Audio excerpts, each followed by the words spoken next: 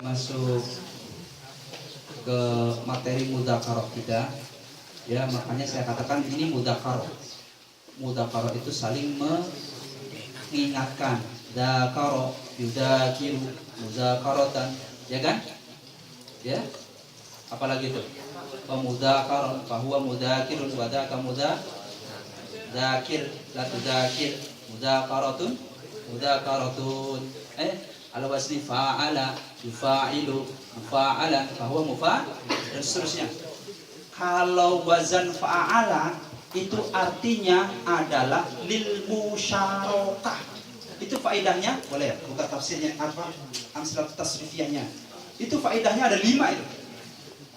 Yang paling pertama, wazan itu adalah lil musyarakah. Musyarakah itu apa? Berkumpul, banyak, butuhkan orang lain. Makanya mudzakarah tidak boleh sendiri. Buka kitab tuh lebih utama harus banyak orang. Ya, biar kalau kita salah dikasih tahu sama orang. Akan lebih mulia ketika kita mudzakarah ada gurunya. Biar guru kita itu jelas. Kalau mudzakarah sendiri yang takut gurunya syaitanir rajim. Itu akan lebih berbahaya. Hanya sesat dan menyesatkan. Itu faedah daripada mudzakarah lil musyarakah. Nanti ada li ta'diyah lil mutawa'ah dan lain sebagainya, itu bisa dibahas itu. Tanya sama ahli sorok. Ya. Wa iman hadani Allah ijyakum ajma'in. Materi kita insyaallah pada mudzakarah kali ini adalah as-sabat, keteguhan. Kita harus teguh ikhwatal iman hadani Allah ijyakum ajma'in. Kita melihat kiai yang menjadi panutan kita tahu saling menjelekkan, ya Pak. Yang satu membodoh-bodohin, yang satu lagi ala mantan supir di Saudi, Masya Allah. Yang satu lagi bilang dungu, yang satu lagi bilang bodoh, yang satu lagi berbagai macam. Kita orang awam, Kang Usuk, jadi bingung. Saya harus ngikutin yang mana ini? Ya, Masya Allah.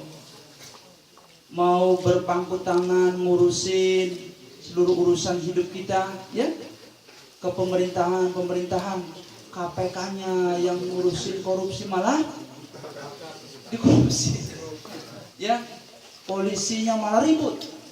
Aduh ya Allah, kemana nih? Kita mesti berpegang teguh, ya, ya. Makanya ini materinya adalah keteguhan iman. Gimana caranya itu?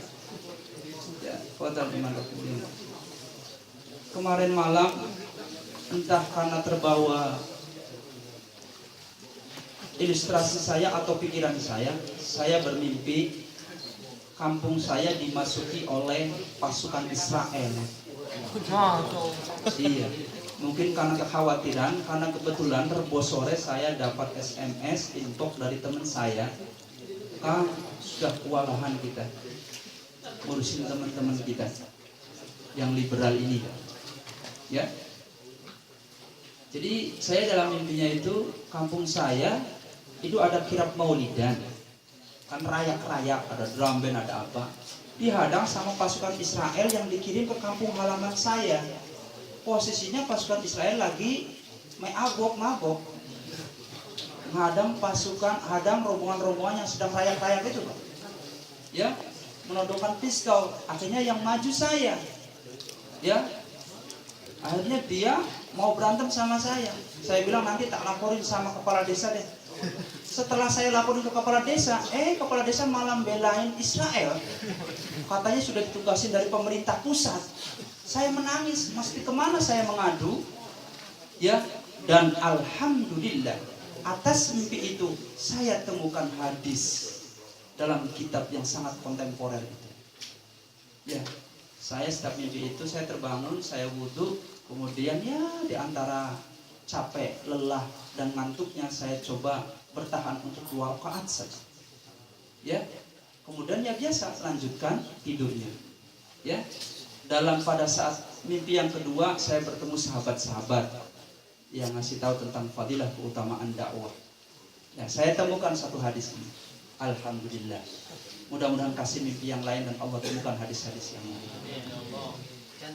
Saudaraku, dalam masa-masa sulit seperti ini sebenarnya telah dikabarkan oleh baginda Rasulullah Sallallahu Alaihi Wasallam.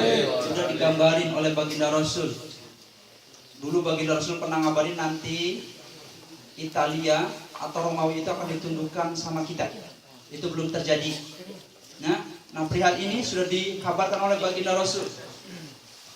Ya, masa yang sangat runyam sekali, sulit mencari kebenaran, sulit cari orang jujur.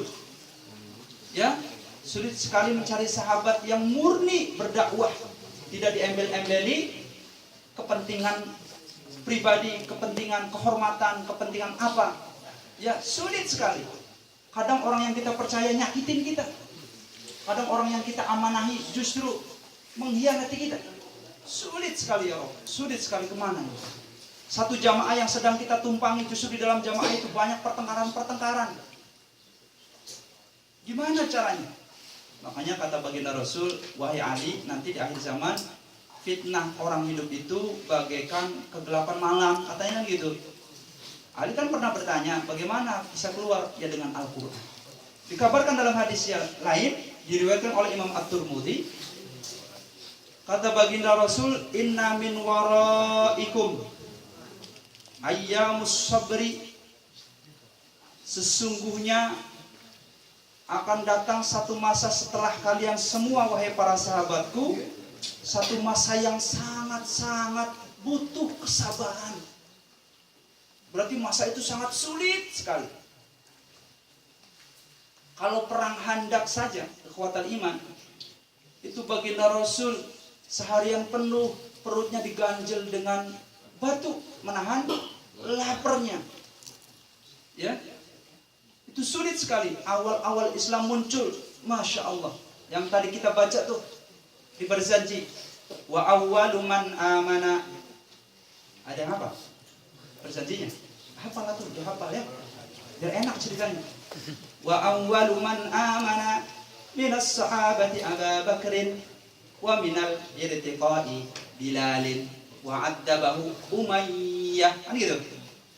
Seperti itu. Ya saya juga ngapalnya potong-potongannya aja. Ya.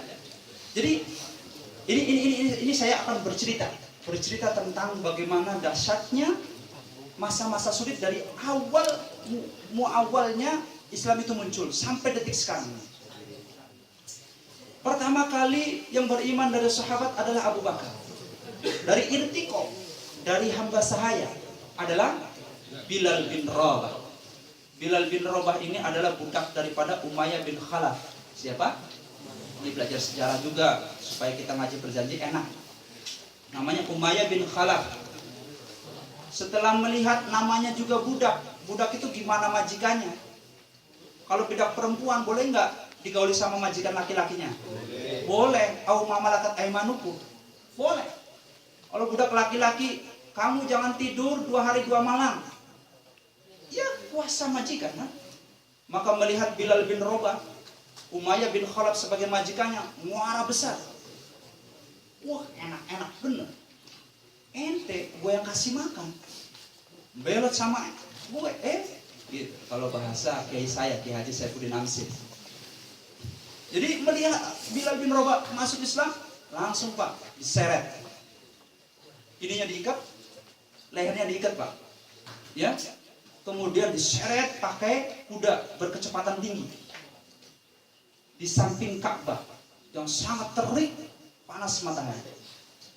Tidak hanya itu, ditindihin batu besar, ya kan gitu. Kemudian siapa?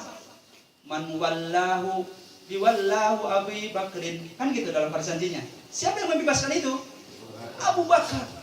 Itu dahsyatnya penindasan, dahsyatnya masa-masa sulit ketika awal datangnya Islam. Yang kedua, keluarga Yasir.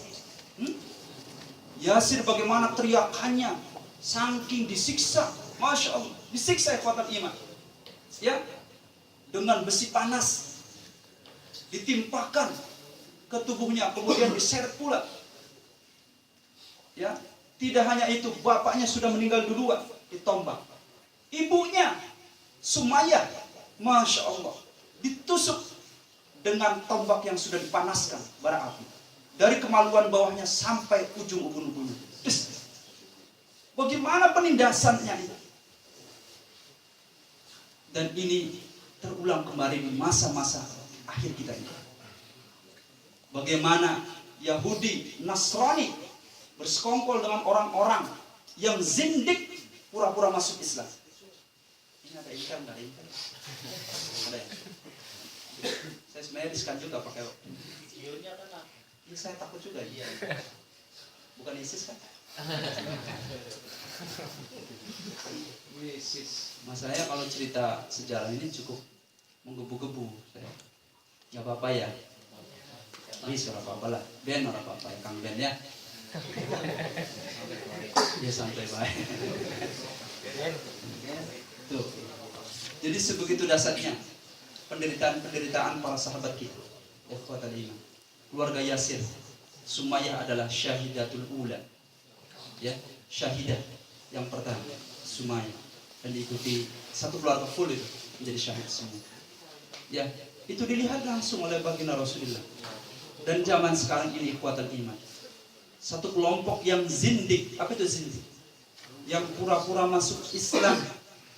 Zindik ini adalah ajaran-ajaran nabi-nabi palsu yang kemudian dibawa oleh Abdullah bin Sabah, murid daripada Abdullah bin Ubay, seorang tokoh munafik yang gemerlapnya mencerai-beraikan jamaah. Adalah tokoh Yahudi yang ketika itu hendak diangkat menjadi pemimpin di kota Madinah, namun setelah datangnya baginda Rasul, justru Aus dan Khazraj mengangkat baginda Rasul. Maka atas kebencian itu dia pura-pura masuk Islam dan terus menyusup, merusak jamaah-jamaah Islam. Dalam perang Badar beliau membawa lari pasukan 300 pasukan keluar dari barisan muslimin. Di zaman akhir seperti ini ikhwatal iman terjadi di tengah-tengah kita semua. Orang menjelekkan baginda Rasul. Orang yang imannya tipis justru membela mereka. Ya kan? Waalaikumsalam. Seperti itu ikhwatal iman. Ada orang yang mengotak-atik akidah. Orang katanya adalah maha bijaksananya Allah menciptakan agama ini beraneka ragam. Masya Allah, bagaimana agama beraneka ragam? Ya, kita sulit mencari orang soleh. Tatkala orang soleh kita amanai, justru dia membelot. Atau ketika dia menjadi lurus, justru dia difitnah oleh media-media yang maaf ikhwatan iman. Itu semua adalah media provokasi dari orang-orang yang tidak suka dengan Islam. Bagaimana cara seperti itu kita membentengi kita ini? Dan itu sudah digambarkan oleh baginda Rasul. Nanti akan datang satu masa, satu hari di mana kita harus butuh kesabaran. Ya, maka dilanjutkan oleh baginda Rasul, lil mutamassiki fihinna yauma idin bima antum alaihi ajrun khamsina minkum. Orang yang bisa bersabar pada saat itu, bisa pegang teguh dengan keimanan, bisa tegak lurus dengan agamanya Allah Subhanahu wa taala, akan mendapat 50 kali pahala kelipatan dari kamu semua wahai para sahabat. Kita nih kalau bisa sabar, pahalanya lebih besar daripada para sahabat, 50 tingkatan. Sahabat ada juga yang dijamin masuk surga kan? Tiketnya udah dikasih tuh. Ya.